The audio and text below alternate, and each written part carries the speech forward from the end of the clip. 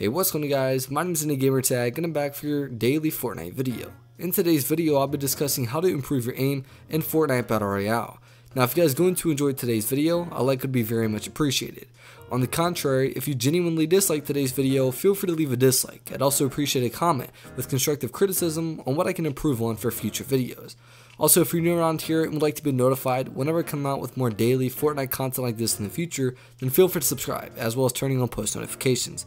With that out of the way, let's hop right into today's video.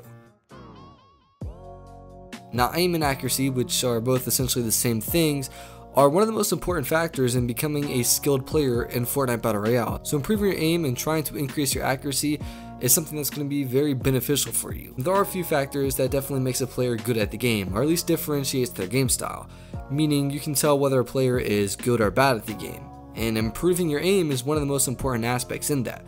Of course, we have other aspects such as building and IQ, but aim is by no means anything less than that. You can be really good at building and have a really high IQ, but if your aim and accuracy is not all there, you're going to find yourself struggling in a lot of 1v1 situations or just general engagements throughout the game.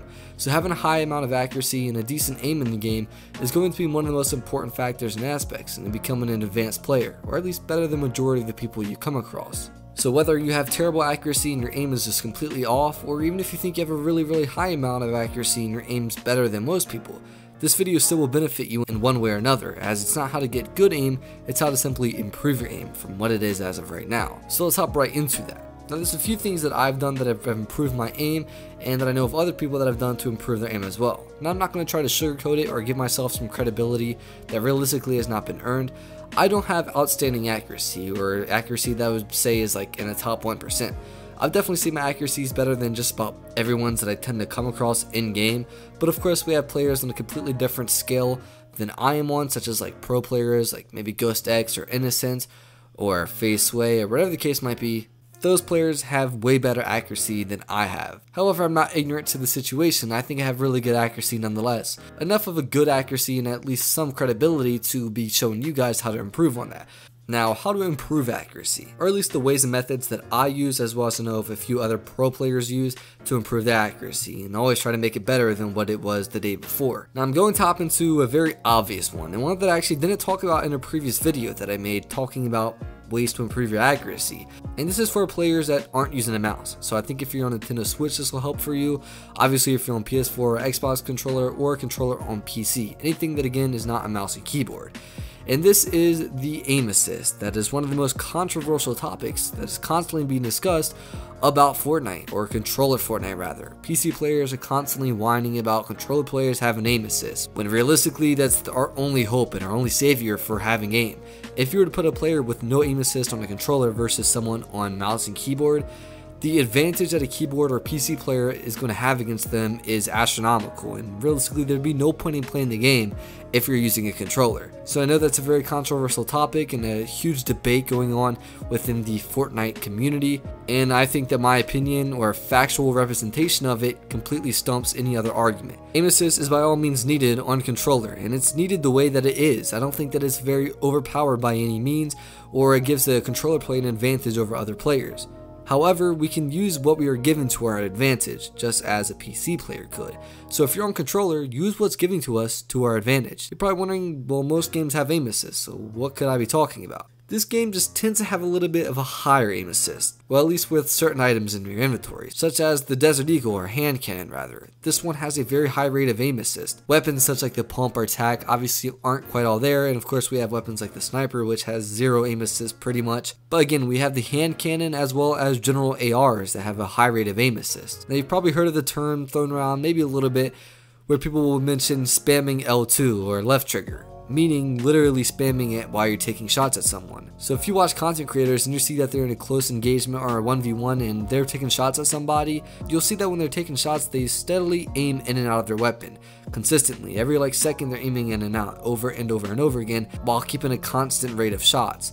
And the reason of this is because of the aim assist. It's a lot easier to use your aim assist to your advantage and let it lock onto them a little bit, or at least sway in their direction, opposed to having to use your analog stick to try to keep up with them. So if you're going against an opponent who's very elusive and very agile, then using your aim assist is going to help you. Obviously, if you're against someone who's not really moving that much and kind of staying in a corner, or just, again, not being very agile or elusive, then this is going to help you at all. Again, it's mainly for players that are just moving around a lot. So use your aim assist to your advantage, as it won't necessarily lock you onto them, but it'll definitely sway your crosshairs in their direction.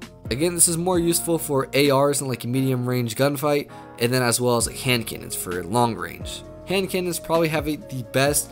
Literally at times, as I mentioned, for like medium range it may not lock on, but hand cannons at times literally can lock onto the opponent if they're really far. And the best thing about aim assist is you want to use it while you're not moving. This way you get first shot accuracy. So with like a hand cannon, you're usually never moving really fast or at all with a hand cannon from long distance. You'll aim in, take your shot, and the best part about this again is you have aim assist to almost like lock on them from a long range with a hand cannon, as well as the hand cannon has immediate first shot accuracy. So the second it's aimed in, first shot accuracy is there. And I'm sure most of you guys already have a general understanding as of what first shot accuracy is. So that's basically how to use aim assist to your advantage, or as PC players like to call it, abuse aim assist, which it realistically is not. Now the next thing is your sensitivity settings, and this is something that I find to be very important. This is something that a good player cannot go without. If you take a really good player on controller, like again Ghost X or Phase Sway for instance, and if you were to either turn the sensitivity all the way down or all the way up, they're going to struggle a lot, and probably they're not going to win most of their engagements. So sensitivity is something that is very needed to be optimized to at least be a good player or get the peak performance out of you. Now, how to optimize your sensitivity? Well, keep it at what it is right now, go into your settings, and then lower it a little bit and go into a game. And if you're seeing that your accuracy has gone down and you're missing more of your shots than what you originally have, then raise it a little bit higher. And again, if it's still a little bit struggle for you, then keep going higher and higher and lower and just trying to figure out exactly what your sweet spot is and at least what's more comfortable for you. And this is the best way to optimize your sensitivity. Unfortunately, I can't give you a sequence sort of formula to follow for a good sensitivity setting, as everyone's different, and everyone's comfortability zone is going to be different than the next person. So I can't be like, use this set sensitivity and you'll find that it works great for you. I simply have to tell you guys how to optimize it. And for a reference point, I use 0.730 for my X and Y sensitivity, which is very important. And then for my scope sensitivity, I use a 0.360. So if you, for whatever reason, like to replicate my sensitivity settings, then by all means you can use that. Again, I'd recommend just finding your own sweet spot and what you're comfortable with. Now the next few methods are going to go a lot faster, or at least be explained a lot faster. It's a little bit more obvious and self-explanatory. However, I still feel like they hold the same value as the previous methods. Now this next one is where you hold your crosshair, and this one again is very important. Most of you guys know what a crosshair is. Basically that's the white lines and the white circle, or dot rather, in the middle of your screen, which is a representation of where the middle of your screen is. So when you hip fire, this is what you should be looking at and trying to land that on your opponent. Now most people hold their crosshair a little bit lower, and I by all means do this as well, as it just seems to be a little bit more comfortable. In a preface, this will mainly help for close range fights with like pumps or attacks. This won't help with any other engagement you're in. Again, it's close range fights that this is going to help with, mainly for pumps and attacks. And the reason this is important is because when you hold your crosshair a little too low and you run into someone and you take a shot at them, you're going to more than likely hit at their body. It's not going to be often that you're going to get a headshot on them. Obviously, body shots are going to deal a lot less damage than these crucial and critical headshots are. So again, keeping your crosshair low is going to mainly give you a body shot opposed to a headshot.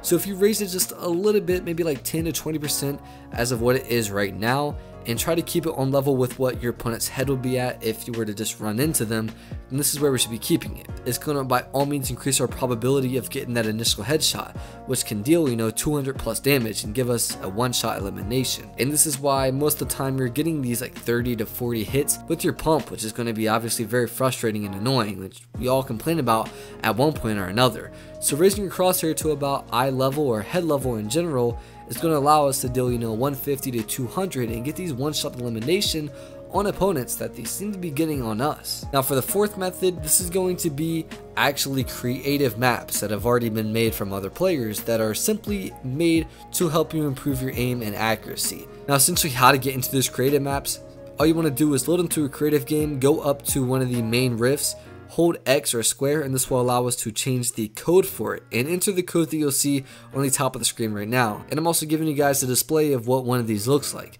Basically, there will be boxes or even test dummies that are placed at certain points strategically on the map. And what you have to do is use your inventory that you're giving and try to increase your shots at them, or just take shots at them. It's going to give us various scenarios where sometimes there's going to be ones where you have to run on ice, so it gives us more of like a targeting or tracking simulator. And then we have ones that are going to be very close range, and then ones that are going to be very long range. So again, enter the code that you see at the top of the screen in creative, and use these creative maps that are again created literally to help you increase your aim, or improve your aim rather, and go in there and try them out. Not only are they a lot of fun, but they will definitely help you improve your aim in different scenarios. And now for our fifth method and last method of today's video. This is using the targeting ranges around the map. Now there's a few places around the map. I think there's maybe like 5 or 6, but the ones I know of, there's one by Dusty Divot, there's one by Lucky Landing, and then there's one by, I believe, Lazy Lagoon, or around that area. It used to be around Wailing Woods, but obviously that has been replaced. So basically all you have to do is step on a pressure plate, and there'll be different targets that will pop up randomly, I believe 2 at a time,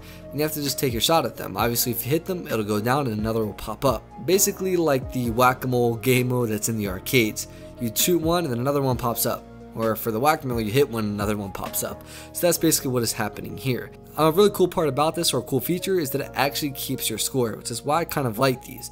Now the max score you can get is 9 and then it resets, but still nonetheless it does keep your score. Now these are going to be used for different scenarios. I think the one at Dusty Divot is a close range one, the one by Lazy Lagoon is a medium range one, and then the one by Lucky Landing is a really far range one. So definitely test these out. Again, they're going to help you with your medium, close range, and long range general accuracy. And they're pretty fun to do. They're kind of like mini games within the game mode itself. So that is the 5 ways you can improve your aim and increase your accuracy in Fortnite Battle Royale.